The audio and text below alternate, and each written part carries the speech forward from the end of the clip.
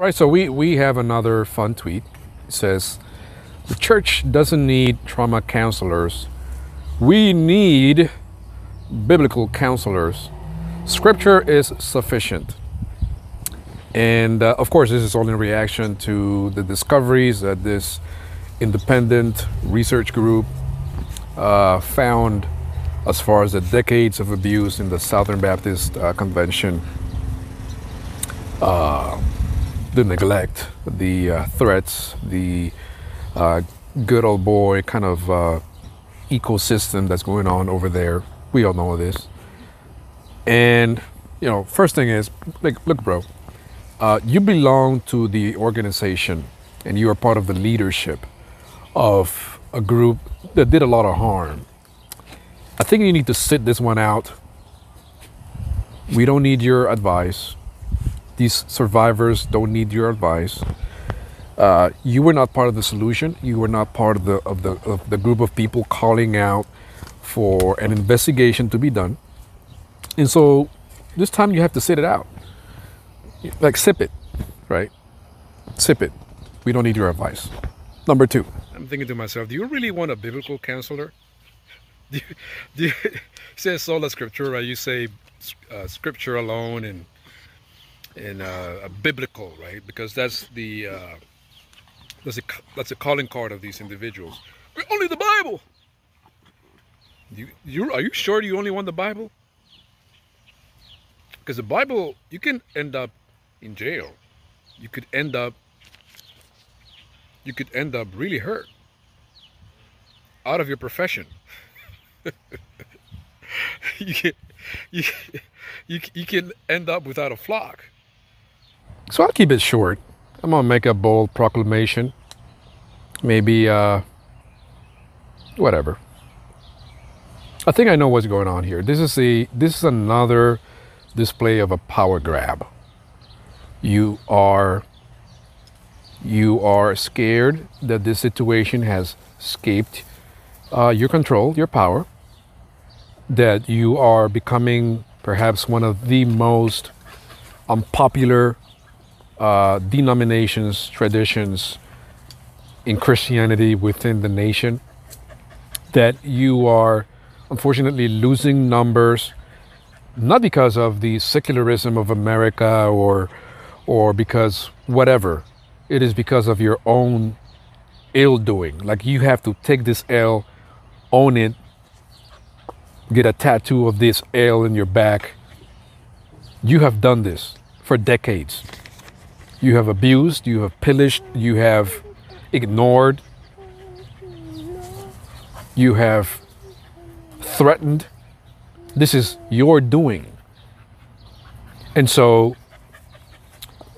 what Tom Buck and pastors like him are doing right now, and I don't mean to get personal. Again, I'm not a Baptist. I don't know Tom Buck. Nothing personal. But I see through the weeds. I see through the game.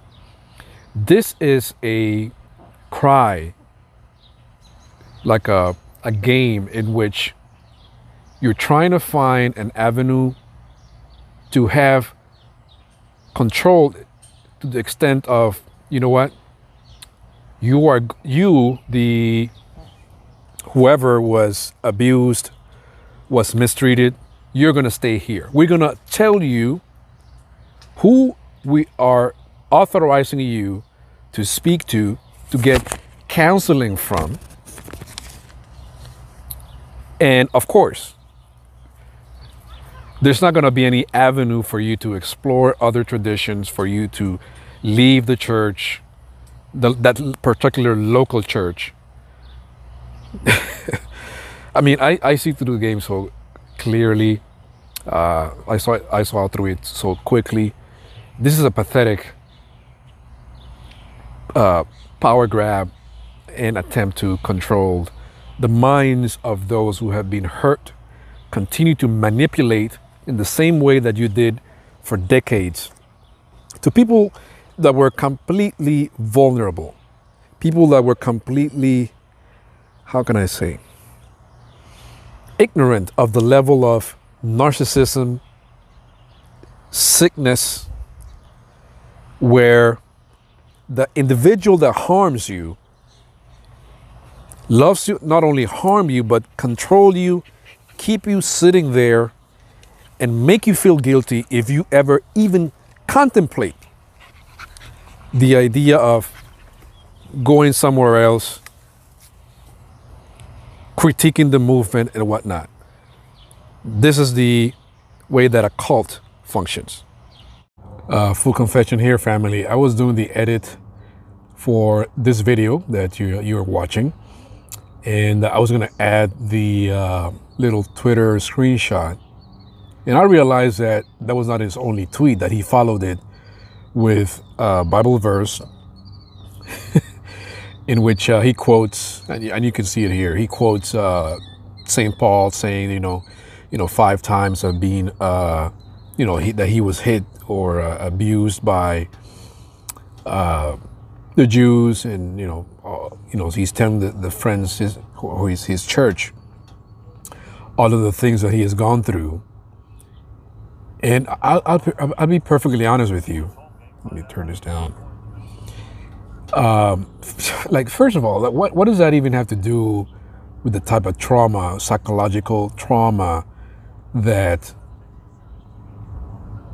these abuse victims have gone through? Like, are you comparing the physical beating that Paul received from the enemies of the gospel? I mean, unless you guys all call the leadership, the SEC, enemies of the gospel that were abusing real Christians, which, I mean, I'm fine going that way, but I don't think Tom Buck is going that way.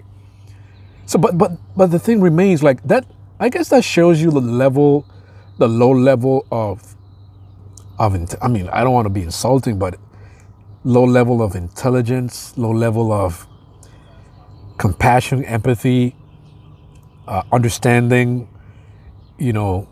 left hand, right hand. Lutherans understand what I'm talking about.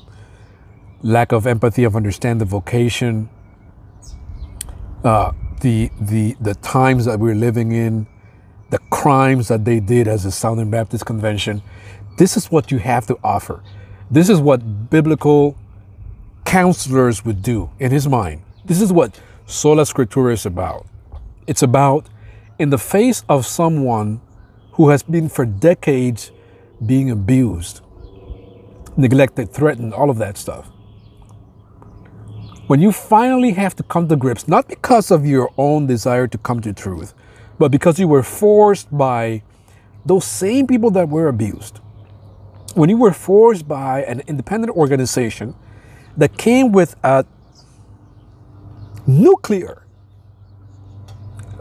discoveries, a nuclear report, unavoidable, you cannot escape it.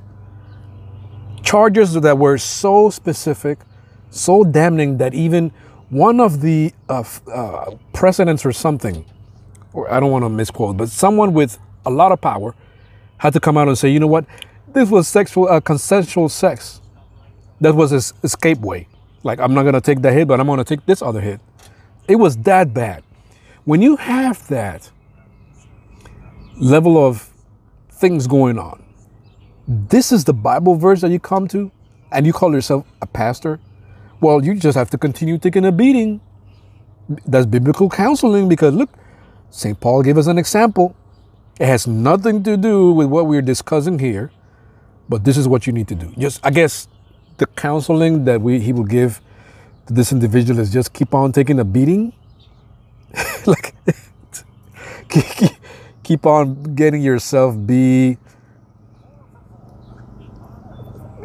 abused, sexually raped, whatever, groped, touched.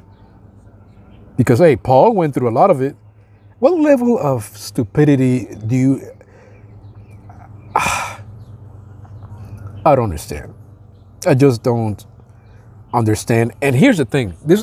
Because a lot of people have criticized me and Wittenberg Project for the things that we do here. Calling out people, saying the things that need to be said, which is like, this is a scandal of biblical proportions. And a lot of people just decide to keep quiet, not say anything. Yeah, it's the easy thing. And not everybody is called to do that. And that's fine. But you know what's the reason, at least for me? Because I used to be these type of person, right?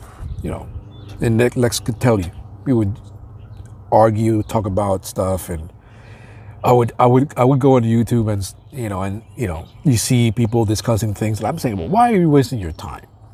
This is evidently wrong. And you know what I've learned? It is not evidently wrong.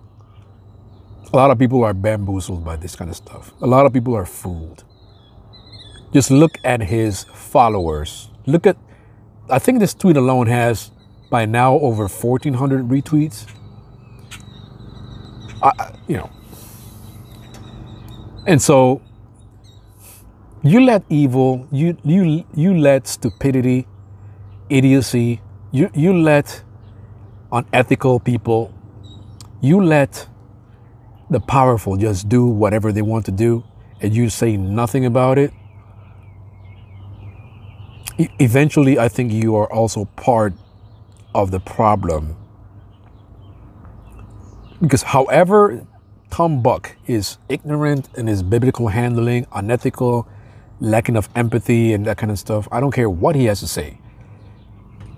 His tweets say a lot about how he functions as a pastor.